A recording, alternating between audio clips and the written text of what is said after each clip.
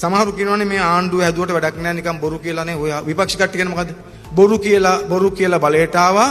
දැන් මේ බොරු ඉෂ්ට කරන්න බැරුව ඉන්නෝ. ඒ නිසා ආණ්ඩුව අසාර්ථකයි. කතන්දරයක් කරන ඔහොම කිව්වේ නේද? වැඩක් නැහැ. දැන් ඇත්තට බොරු කිව්වේ කවුද කියන්නේ? චුට්ටක් කියලා යන්න ඕනේ. දැන් මොකද අපිට අමතකයි දැන් මාස 4ක් විතර ගිහිල්ලානේ. ඡන්ද කාලේ බොරු කිව්වේ කවුද?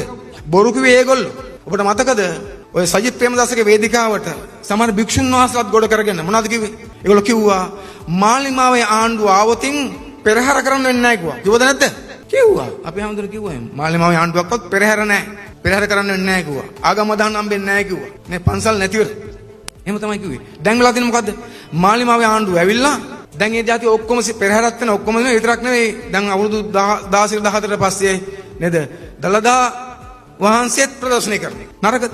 අරගොල්ලෝ කිව්වා අපි පෙරහැර කරන්න දෙන්නේ නැහැ කියලා. හැබැයි දැන් දලදා ප්‍රදර්ශනයකුත් තියෙනවා. එතකොට ඒගොල්ලෝ මොකක්ද කියන්නේ? ඒගොල්ලෝ කියනවා අපි ඕක වර්ජනය කරනවා. ඔන්න මිනිස්සු. ඔය විපක්ෂ කට්ටිය කියනවා දලදා ප්‍රදර්ශනය ඒගොල්ලෝ වර්ජනය කරනවා.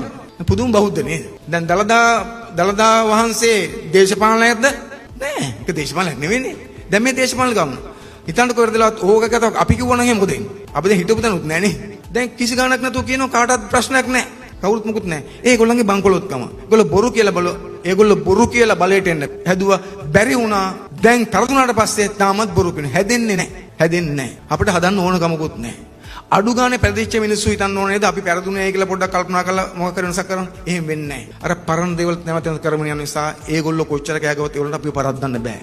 මේක අපේ පක්ෂ නායක අනුර සහෝදරයා පාර්ලිමේන්තුවේ යසට කිව්වා පුංචි වචනේ. මොකද්ද? ඒගොල්ලන්ට කිව්වා ඕගොල්ලන්ට අපි පරද්දන්න ඕන නම් ඕගොල්ලෝ අපට වඩා ශිෂ්ට සම්පන්න ව්‍යාපාරයක් හදන්න. ඔච්චරයි. අපට වඩා ශිෂ්ට සම්පන්න ව්‍යාපාරයක් හදුවොත් මිසක් අපිව පරද්දන්නේ මොකද? අපි අපේ රටේ අශිෂ්ටත්වයේ පරද්දලා ශිෂ්ටත්වයේ ගෙන අපු ව්‍යාපාරේ.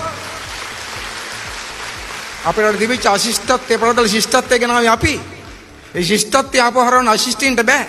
අපිව පරද්දන්න පුළුවන් කාටද? අපටත් වඩා ශිෂ්ට සම්පන්න වුණත් කවුරු හරි එයාට පුළුවන් වෙයි. එහෙම කෙනෙක් ඒකලා අපි හිතන්නේ නැහැ නේද? මොකද අපට වඩා ශිෂ්ට සම්පන්න වෙන්නේ කවුද? අපිම තමයි. වෙන කවුරුත් නෙවෙයි. ඒ නිසා එහෙම ව්‍යාපාරයක් අපි හදලා තියෙනවා. බුදන් අපි අපේ රටේ දේශපාලන සංස්කෘතිය වෙනස් කරේ නැද්ද? මේ මාස 4ට 5ට අපි අපේ රටේ දේශපාලන සංස්කෘතිය වෙනස් කරා. අද අපට ආඩම්බරයක්.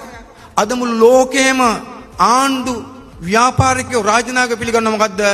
ලංකාවේ වංචා දූෂණ නැති පාලනයක් තියෙනවා කියලා ලෝකෙ පිළිගන්නවනේ. ඒක මදිද? ඉස්සර ලෝක රටවල් දන්නවා මේ කියන හොරු කියලා. ආයෝජනයක් ගේන්නේ කවුරුවක්වත් අරන් එන්නේ නැහැ. මොකද ඇමති තමයි පගා ඉල්ලන්නේ. මේ රටේ හිටියේ පගා ඉල්ලන ඇමතිවරු, පගා ඉල්ලන අගමැතිවරු, පගා ගන්න ජනාධිපතිලා හිටපු රටක් මේක. දැන් නතර කරලා තියන්නේ අපි. දැන් අපේ රටේ කිසිම ජනාධිපති, අගමැති, ඇමතිවරු, නියෝජ්‍ය ඇමතිවරු, මන්ත්‍රී කවුරුවක්වත් සත පහක් පගාව ඉල්ලන්නේ නැහැ, පගා ගන්න නැහැ. නිසා අපි මොකද්ද? වංචා දූෂණ නැති අදූෂිත පාලනයක් නිර්මාණය කළ තියෙනවා මාස කිහිපයක් තුළ. ඒක ලෝකෙ පිළිගන්නවා. එංගලන්තෙත් පිළිගන්නවා, ඇමරිකාවත් පිළිගන්නවා, ඉන්දියාවත් පිළිගන්නවා, චීනෙත් පිළිගන්නවා, කවුරුත් පිළිගන්නවා. එහම හපංකමක් අපි කරලා තියෙනවානේ. ඒක මදිද? අපේ රටේ තිබිච්ච කැලලක් අවමානයක් අපි නැති කරලා තියෙනවානේ. දැන් අපිට ආඩම්බරයක් තියෙනවා, ගෞරවයක් තියෙනවානේ. වංචා නැති රටක් කියලා අපි, දූෂණ නැති රටක් කියලා. පරණ දේවල් ටිකක් තියෙනවා. ඒකට නීති ක්‍රියාමාර්ග ගැනීම අපි කරලා තියෙනවා. වරප්‍රසාද හොස් කළා නැද්ද? වරප්‍රසාද හොස් කළා තියෙනවා. අපේ රටේ දේශපාලඥයෝ ජනතාව දුක් විඳිද්දී ජනතාවට බදු ගහලා ගත්ත මුදල් වලින් වරප්‍රසාද ගත්තා. අපි එක අයින් කරලා දැම්මා. මං කලිනුත් කිව්ව ඔබට. මොකද අපි වාහන පර්මිට් දෙන එක නතර කරා മന്ത്രിවරුන්ට. ඇමතිවරුන්ට අමාත්‍ය සඳහා නිවාස දෙන එක නතර කරා. ඉස්සර ඇමතිවරුන්ට කොළඹ දෙනවා අමාත්‍යාංශ ඇමතිවරයා සඳහා නිවසක්, නිල නිවසක්, ඇමති නිල නිවස. ලොකු ගෙවල් දුන්නේ. ඔබ සමහරට අහලා ඇති ඒ කාලේ. සමහර ඇමතිවරු ගෙදර හිටිය විතරක් නෙවෙයි ලයිට් බිල් වතුර බිල් ගෙවි ආණ්ඩුව ලයිට් බිල් එක ගන්නව බහලා තියේ කාලේ නේද? මාසෙට කීයද කියලා? නේද? නම් කියන්න වටින්නේ නැති මිනිස්සු ඉන්නේ සමහර නම කියන්නේ නැහැ. ඔය සමහරුන්ගේ ලයිට් බිල් කීයද මාසෙට කාලේ? 1,20,000යි. 1,20,000 ලයිට් බිල් ගෙව්වා ආණ්ඩුවේ සල්ලි වලින්, මහජන සල්ලි වලින් ඒගොල්ලෝ. දැන් එහෙම නැහැ. දැන් ඔබේ බදු මුදල් වලින් අපේ කිසි ඇමති කෙනෙක්ගේ ලයිට් බිල් ගෙවන්නේ නැහැ, වතුර බිල් ගෙවන්නේ නැහැ, නිවාස බිල් ගෙවන්නේ නැහැ, නිවාස කුලි ගෙවන්නේ නැහැ.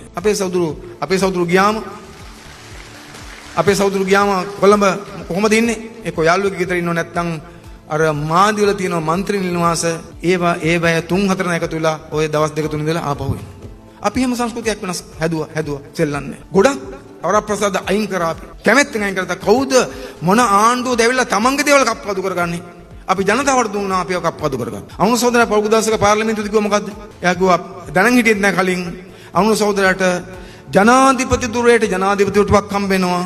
කලින් മന്ത്രി නිසා මන්ත්‍රී විශ්‍රාමයටපත් හම්බ වෙනවා. එකවර වැටුප් දෙකක්. ජනාධිපති වැටුපයි මන්ත්‍රී විශ්‍රාමයට පයි. එයා කිව්වා අපිට දෙකක් එපා. මොකටද දෙකක් අපිට? ඒ නිසා මම එයා ලියුමක් දුන්නා කිව්වා පාර්ලිමේන්තු මහලේකම්ට මොකද්ද විශ්‍රාමයට ඊට පස්සේ වන්න එපා කියලා. මොන නායකයෝද එහෙම ඉඳලා තියෙන්නේ අපේ රටේ? ඔය මහින්දලා කට්ටිය ජනාධිපතිවටපත් ගත්තා, മന്ത്രിවටපත් ගත්තා, හොරකනුත් කරගත්තා, ආණ්ඩුවෙන් ඒකොත් ගත්තා. දැන් දුම්බල ගහලවත් එකෙන් එලව ගන්න බැරුව ඉන්නවා. ලැජ්ජ හිතෙනවා මිනිස්සු. හරියට නිකන් මොකුත් නැති මිනිස්සු වගේ. අපි එක වෙනස් කරලා තියෙන්නේ. අපි කවුරුවක්වත් ගෙවල් දොරවල් ගන්න ගියේ නැහැ. ඒව ගන්න ගියේ නැහැ. නේද? සරල සැබෑ ස්වේච්ඡා මහජන සේවකෙක් අපි නිර්මාණය කරා. ඉතින් ඒක මං හිතන අපේ රටේ ජනතාවට ආඩම්බරයක්. කොච්චර නැස්කම් කරාද අපි? ඒ නිසා අපි දේශපාලන සංස්කෘතිය වෙනසක් කරා. වංචා දූෂණ නැති පාලනයක් නිර්මාණය කරලා අපේ රට අපි ආදර්ශයක් දීලා තිනවා මේ පැත්තෙන් ගත්තොත් එහෙම මෙහෙම ඉන්නේ කියලා. නීතිය හැමෝටම සමානයි කියලා අපි කිව්ව නෙවෙයි කරා. දැන් කරලා තියෙන්නේ. දැන් නීතිය කාටවත් එකයි. කාටවත් ඔකෙන් පැනලා යන්න බෑ. මං කලින් කිව්වා වගේ ඒක සාමාන්‍ය ගමේ කෙනාට එකයි පොලිස්පතිටත් එකයි. අපි දන්නවා අපේ රටේ ඉන්න සමහර අය ඉන්නවා මෙලෝදියක් තේරෙන්නේ නැති ඔය මොකක් හරි ලියන. ඒගොල්ලෝ කොනෙක් කතන්දර කිව්වනේ පොලිස්පතිගේ ප්‍රශ්නේද? පොලිස්පති ආවමත් කිව්වා පොලිස්පති කිව්වා ඔය කිව්වට අල්ලන්නේ නැහැ. අල්ල ගන්න බෑ කතන්දර කිව්වනේ. දැන් මොකද වෙලා තියෙන්නේ? දැන් රිමාන්ඩ් එකකින්. ඒ නිසා අපි පිළිවෙලකට අරමුණක් සහිතව මේ සමාජ වෙනස් කිරීම තමයි ගමන පටන් ගන්න තියෙනවා. ප්‍රතිඵල ගෙනත් තියෙනවා. ඒක අපි කියන්නේ අපි යමක් කරා කියලා. வீடியோக்களை மிஸ் பண்ணாமல் பார்க்க இன்றே ஷார்ட் நியூஸ் யூடியூப் சேனலை சப்ஸ்கிரைப் பண்ணுங்கள்.